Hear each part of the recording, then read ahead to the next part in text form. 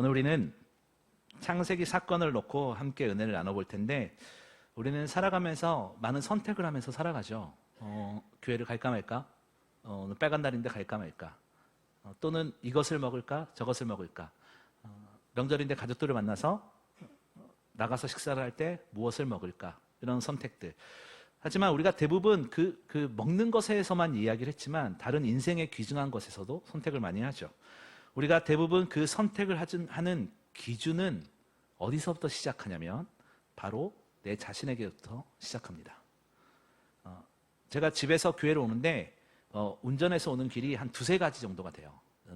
한 두세 가지 정도의 방향이 있어요. 근데 거의 오는 길은 정해져 있기는 한데 상황에 따라서 A라는 길로 갈지 B라는 길로 갈지 C라는 길로 갈지 이렇게 정합니다. 그래서 그 길을 선택하는 기준이 바로 내 자신이에요. 내가 오늘은 이쪽 길로 가야겠다. 내일은 저쪽 길로 가야겠다. 이렇게 선택을 하는 겁니다. 오늘 성경 통독이 출애굽기 13장에서 19장의 말씀이었어요. 하나님께서 불기둥과 구름기둥으로 그들을 인도하시고 또 지키셨습니다. 그럼에도 불구하고 이스라엘 자손들은 애굽의 군대가 쫓아오자 무엇을 하나요? 모세를 원망해요. 우리는 죽은 목숨이다 이거죠. 불기둥과 구름기둥 위로 하나님의 인도하심을 경험한 사람들이 자신의 위기 앞에서 자신의 생각에, 자신들의 판단에 이건 모세 때문이야 라고 결정지은 거예요.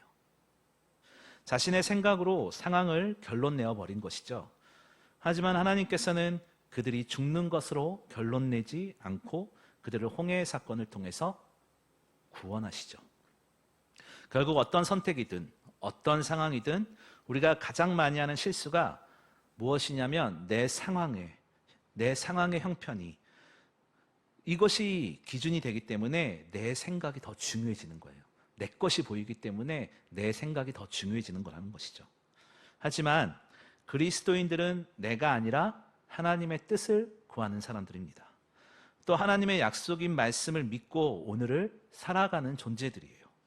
사람의 생각이 들어가는 순간, 우리 인간적인 생각이 들어가는 순간 당장은 괜찮은 것 같고 당장은 맞는 것 같고 하지만 문제가 생기는 경우가 대부분이에요. 이것이 무엇이 어떤 문제가 드러나는지 오늘 본문에 아주 자세히 드러나 있습니다. 오늘 본문을 통해서 하나님의 말씀이 얼마나 신실한지 또 우리의 신앙생활이 어떠한 변화를 이루면서 살아가야 하는지를 함께 보도록 할 겁니다. 오늘 본문으로 좀 들어가다 보면 하나님께서는 우리가 잘 알지만 아브라함에게 엄청난 약속들을 하시죠. 창세기 15장 5절에 보면 너의 자손이 저 별처럼 많게 하시겠다 라고 약속하셨고요. 창세기 12장 2절을 보면 내가 너로 큰 민족을 이루게 하시겠다. 얼마나 놀라운 약속입니까? 아브라함은 아무것도 바라볼 수 없는 상황이었지만 하나님께서는 그런 아브라함을 큰 민족이라고 하시고 또 복의 근원이다 라고 말씀하십니다. 창세기 17장 5절에 보면 열국의 아버지라고 하는 아브라함이라는 이름 또한 주십니다. 그래서 아브라함이 아브라함이 되는 것이죠.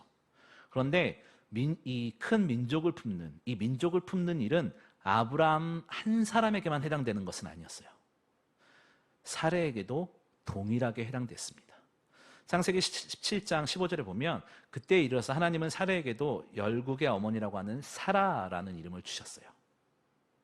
사라는요, 이 아브람과 함께 갈대아 우르를 떠나올 때 아브람과 더불어 새로운 민족, 큰 민족을 만들어야 된다는 사명이 그 여인에게 있었습니다. 그 열심히 얼마나 지나쳤던지 그 열심히 지나쳐서 나온 결과가 무엇이냐면요, 자신이 자녀를 낳을 수 없음을 알고 하갈을 통해서 아들을 얻고자 할 정도로 새로운 민족에 관심이 많았어요.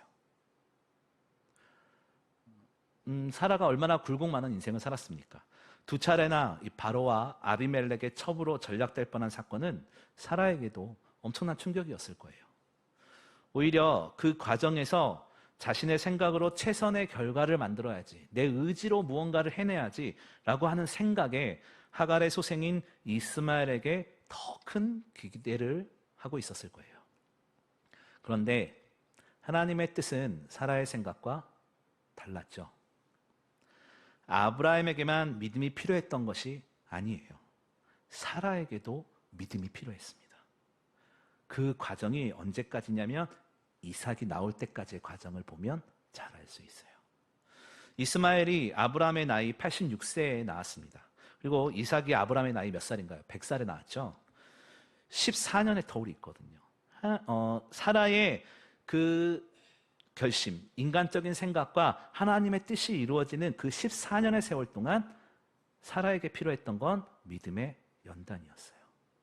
그녀가, 그 여인이 내가 이렇게 해서 가족에게 이바지해야지, 큰 민족을 이루는데 발판이 돼야지라고 생각하면서 시작한 게 14년이에요. 그래서 사라에게는 하나님의 뜻을 알기까지 14년의 세월이 걸렸다는 것을 말씀드리는 겁니다. 여러분, 우리가 믿음의 사람으로 살아간다는 것은 믿음을 어디 다른 데 가서 찾는 것이 아니라 더 견고해지는 순종의 훈련을 반드시 필요하고 있습니다. 내 뜻보다 하나님의 뜻이 더욱 선명해지도록 이 믿음을 가지고 기다리는 훈련의 과정입니다. 이제 약속의 자녀인 누구가 태어났나요? 이삭이 태어났죠. 웃음이라는 뜻입니다. 사라는 자신이 자녀를 낳게 된다는 이야기를 들을 때 어땠나요? 웃었어요. 말도 안 된다는 것이죠. 그런데 하나님께서는 그 불신의 웃음을 이삭이 태어남으로 인해서 소망의 웃음으로 단번에 바꿔버리셨어요. 이스마엘이 전부다.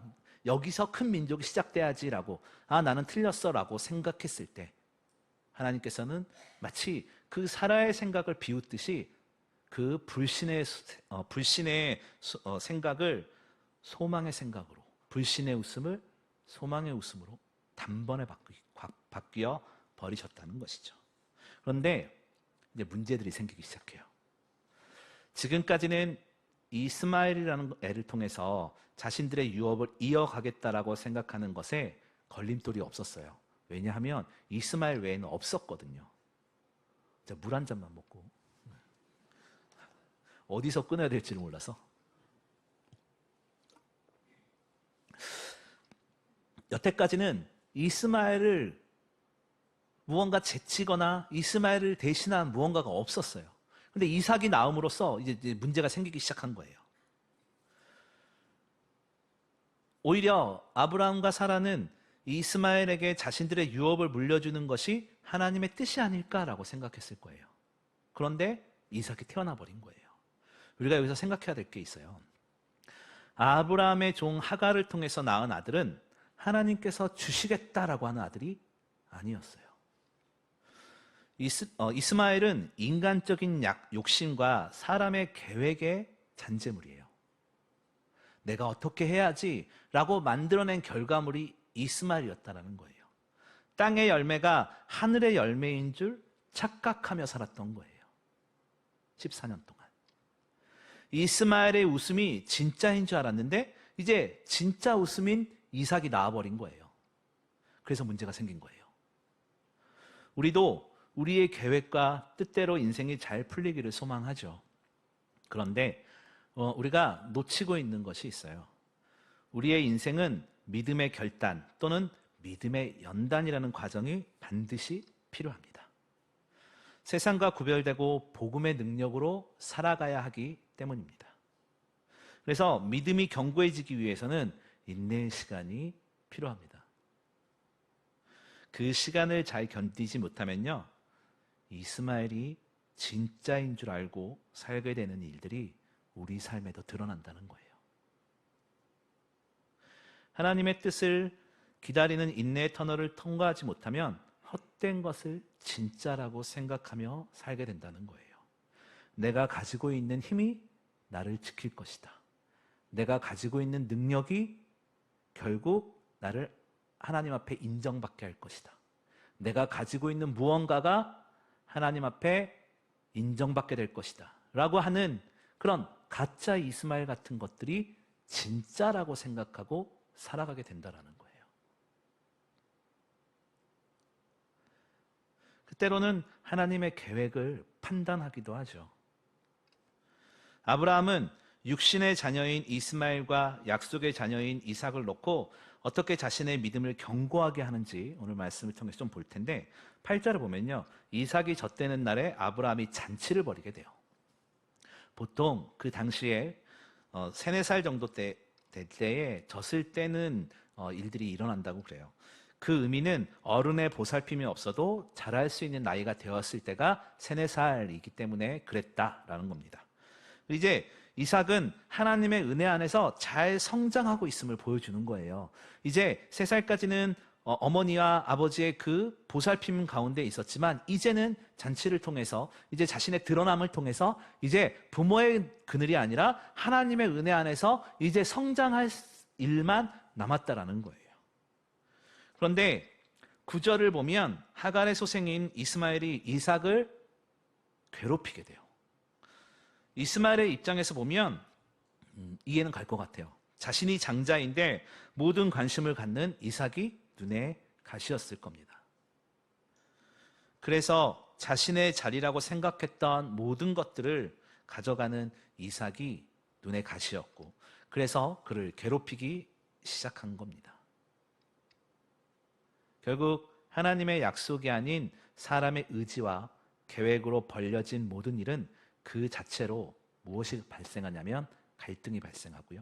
분열의 원인이 되는 거예요. 그래서 그 갈등과 분열의 열매를 스스로 거두어 들어야 되는 것을 오늘 본문에서 선명하게 나타나는데 훗날 이스마엘의 자손이 이스라엘을 괴롭히는 민족으로 성장하게 되는 것을 우리는 성경을 통해서 익히 알고 있습니다. 10절을 보면 사라가 이 사건을 알고 하갈과 이스마엘을 쫓아내라 라고 요구하게 되죠. 내어 쫓으라 라는 것은 무슨 말이냐면 인연을 끊어버려라 라고 사라가 아브라함에게 요구하고 있는 것이죠. 약속의 자녀인 이삭이 있으니까 하갈과 이스마엘을 쫓아내버려야 된다라고 이야기하는 것입니다. 이스마엘이 아브라함의 그늘 아래 있으면 이삭에게 문제가 될 수 있으니 그 모든 인연을 정리해야 합니다라고 하는 사라의 요구였어요. 그런데 11절을 보면 아브라함이 이스마엘을 놓고 무엇을 하냐면요. 근심하기 시작해요. 아브라함의 고민이 무엇이었냐면 이스마엘도 붙들고 싶고 이삭도 붙들고 싶었던 거예요. 근데 문제는 둘 다 붙들 수가 없는 상황이었다는 겁니다. 둘 중 하나는 떠나보내야 되는 거예요. 여러분 우리도 그래요. 우리도 우리의 믿음을 위해서 우리 삶에서 떠나보내야 하는 것들 있습니다. 하나님보다 더 의지했던 것들 떠나보내야 돼요. 내 힘도 의지하고 하나님의 능력도 의지하고 이렇게는 안 된다는 거예요. 아브라함이 이스마엘도 갖고 싶고 이삭도 갖고 싶고 자신의 세상의 열매인 이스마엘과 약속의 열매인 이삭과 이걸 다 갖고 싶은 그 마음 가운데 아브라함이 근심하기 시작한 거예요. 오늘 우리도 세상의 것과 하나님의 것을 놓고 저울질하고 있을 때가 얼마나 많아요. 이러면 안 되는데 하면서도 이걸 놓지 못하고 세상의 것을 붙들고 질질 끌려가면서 하나님을 향해서 고개 숙이고 죄책감 가운데 그럴 때가 얼마나 많이 있습니까? 우린 지금 성경 통독을 통해서 하나님의 말씀을 보고 있어요. 많은 분들이 어떤 말을 하냐면 몰랐던 것들이 보인다라고 말씀하시기도 하고요. 말씀을 보면서 우리의 연약함들, 우리의 부족함들이 보인다라고 말씀하십니다. 그리고 또 성경을 볼 때 마음에 찔리는 부분이 있다라고 말씀하시는 분도 계셨어요. 이러면 안 되는 것들 성경을 읽다 보면 내 삶에서 내가 이렇게 하면 안 되는 것들 분명히 보입니다. 우리는 그것들을 우리의 삶에서 떠나보내야 돼요. 하나님의 말씀 가운데 내가 그렇게 살지 못했던 것들 떠나보내야 돼요. 하나님 외에 의지했던 것들을 떠나보내는 것 또는 포기하는 것 어찌 쉽겠습니까? 고통스러울 수도 있고요. 하나님 외에 사랑하는 것들 떠나보내는 것, 내가 과감히 포기하는 것, 이건 우리의 인생을 바꾸는 큰 문제가 될 수도 있어요. 하지만 하나님께서는 우리에게 그것을 떠나보내야 한다라고 명령하십니다. 그 이유는요, 우리의 모든 삶은 하나님께 있기 때문이에요. 우리의 모든 소망은 세상 것에 있는 것이 아니라 하나님께 있기 때문이에요. 우리의 모든 구원의 능력은 하나님께 있기 때문이에요. 우리는 복음의 능력으로 예수 그리스도의 이름으로 살아가는 사람들이잖아요. 그렇기에 하나님의 말씀을 보면서 찔리는 것들, 이러면 안 되는 것들을 떠나보낼 수 있는 우리들이 될 수 있기를 바랍니다. 우리가 하나님의 계획 안에 있다는 것을 인정하고요. 하나님의 말씀과 반대되는 것, 우리는 성경에서는 옛사람 이렇게 이야기를 하죠. 옛사람의 모습을 지워버리고 떠나보내고 고통스럽지만 내 삶에서 지우는 훈련을 해나가야 되는 것입니다. 세상의 것과 하나님의 것 둘 다 가질 수 없습니다. 오늘 본문에 아브라함이 고민하는 것이 육체의 자녀인 이스마엘도 갖고 싶고 약속의 자녀인 이삭도 갖고 싶어서 고민하는 것이죠. 하나님의 말씀 아래 우리 삶에서 떠나보내야 할 것은 떠나보내는 결단이 있어야 되는데 아브라함이 주저하기 시작합니다. 그런데요, 하나님께서는 하갈과 아브라함에게 하갈과 이스마엘을 떠나보냄을 통해서 믿음을 견고하게 하는 훈련을 하시기 시작해요.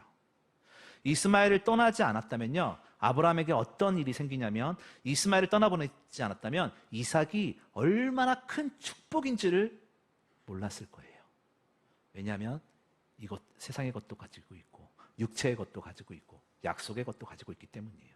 하나님께서는 이 아브라함이 떠나보냄이라는 과정을 통해서 이 약속의 자녀인 이삭, 그리고 큰 민족을 이루게 하시겠다라는 하나님의 그 놀라우신 소망이 아주 또렷하게 보였을 거예요. 육체의 것을 포기하는 순간 하나님의 뜻이 보였다라는 것이죠. 우리의 삶에서 우리의 힘으로 할 수 있는 게 없음을 경험할 때 하나님의 은혜가 얼마나 크고 놀라운지를 알 수 있게 돼요. 우리는 우리의 힘으로 아무것도, 우리의 구원을 위해서 우리의 능력으로 아무것도 할 수 없음을 고백할 때 예수 그리스도의 그 십자가의 은혜가 얼마나 놀랍고 가치가 있는지 알게 된다는 겁니다. 아브라함은 그렇게 고민하던 아브라함에게 하나님께서 12절을 보면 근심하지 말라라고 말씀하시죠. 고민하는 아브라함에게 근심하지 마 이렇게 얘기하십니다. 이스마엘의 씨도 민족을 이루게 할 것이다 라고 하나님께서 말씀하십니다. 그 말씀에 순종해서 아브라함은 하갈과 이스마엘을 떡과 물 한 가죽 부대를 주고 떠나보내게 됩니다. 아브라함은 하갈과 이스마엘이 아마 하갈의 고향인 애굽으로 돌아가기를 바라고 먹을 것을 그 정도 준비했던 것 같아요. 그런데 하갈은 애굽을 떠난 지가 한 20년도 넘었고 어떻게 가야 할지 몰라서 14절에 보면 브엘세바 들에서 방황했다라고 기록합니다. 여러분, 하나님 없는 삶이 이런 거예요. 하나님 없는 삶은요, 방향이 없어지는 거예요. 하나님 없는 삶은요, 분주하게 움직이지만 어디쯤 가고 있는지, 내가 어디쯤 서 있는지 가늠이 안 되는 거예요. 우리는 성공과 행복을 위해 열심히 달리지만 성공과 행복은요, 이 욕망과 관련이 되어 있어요. 이 본능에 의지한다라는 것이죠. 우리의 본능은 대부분 실패로 돌아가요. 왜냐하면 우리가 무언가를 욕망을 갖거나 바란다는 것은 가질 수 없고 안 되는 것을 바라기 때문이거든요. 그래서 본능에 의지해 사는 사람들은 결국 삶의 방향을 잡지 못하고 오늘 14절 말씀같이 방황하는 삶을 살아가게 된다는 겁니다. 오늘 하갈도 쫓겨남에 의해서 본능에 의해서 이리저리 움직이다 보니 방향을 잃게 된 겁니다. 이제 하갈과 이스마엘에게 이제 먹을 것이 없어져 버렸어요. 생각해 보세요. 아브라함은 부유했어요. 아브라함이 부유했기 때문에 그 가정에서 자란 하갈과 이스마엘에게는 먹을 것이 없어졌다는 사실은 꽤 아주 많이 큰 뉴스였습니다. 부족함 없이 자란 사람에게 한 끼 식사할 것도 없어진다면 그게 얼마나 그 사람에게 큰 이슈겠어요. 먹을 것이 없어졌다는 것, 먹을 물이 없어졌다는 건 하갈과 이스마엘에게는 부족함 없는 인생을 살아왔던 사람들이기 때문에 그의 삶을, 그 순간의 삶을 송두리째 흔드는 큰 뉴스였다는 겁니다. 이제 먹을 것이 떨어지자 하갈은 그 자녀 이스마엘을 떨기나무의 아래 눕히게 됩니다. 약간의 그늘이라도 만들어서 쉬게 하려고 했던 것이죠. 요즘 날씨가 너무 덥습니다. 도대체 여름이 언제 끝나는지를 모르겠어요. 도대체 운동도 하고 그래야 되는데 더워서 못하겠어요. 제 이 말을 사무실에서 했더니 다 핑계라고 그러는데 더워서 운동을 못하겠어요. 정말 날이 갈수록 살만 찌고 날씨가 너무 덥잖아요. 밖에 나가면 피할 데가 없어요. 그런데 오늘 하갈과 이스마엘이 있던 곳은 광야잖아요. 광야에서 떨기나무는 가시나무 같은 거거든요. 그러면 그 아래 숨는다고 해서 얼마나 시원하겠어요? 얼마나 더 시원할 것이며 얼마나 더 괜찮을겠어요? 되게 열악했을 거란 말이죠. 떨기나무는 그 가시나무 같은 것에 숨는다고 해서 더위가 없어지겠습니까? 아마 이 두 모자의 고통은 극에 달했을 거예요. 떨기나무 아래 숨는다고 해서 그들이 갈증과 배고픔이 없어지는 것이 아니었어요. 결국 이렇게 가다간 죽음으로 마무리될 수밖에 없는 것이죠. 이 위기 앞에서 하갈은 약간의 거리를 두고 앉아서 울기 시작합니다. 사랑하는 아들이 죽어가는 것을 보면서 통곡하기 시작하죠. 자신의 신세가 안타까워서 통곡합니다. 그런데 그때 하나님의 사자가 나타나서 뭐라고 그러냐면 17절에 보면 두려워 말라 라고 하시죠. 아들 이스마엘을 안고 일으켜라 라고 말하면서 약속하시죠. 큰 민족을 이루게 하겠다고. 그리고 19절에 샘을 발견하게 하고 그 목숨이 위태로운 상황을 넘기게 됩니다. 여러분, 샘을 발견했다는 것이 무엇이겠어요? 무엇을 의미하는 거겠어요? 생명에 대해서 이야기를 하는 거예요. 샘을 발견하게 했다는 것은 생명을 주셨다는 겁니다.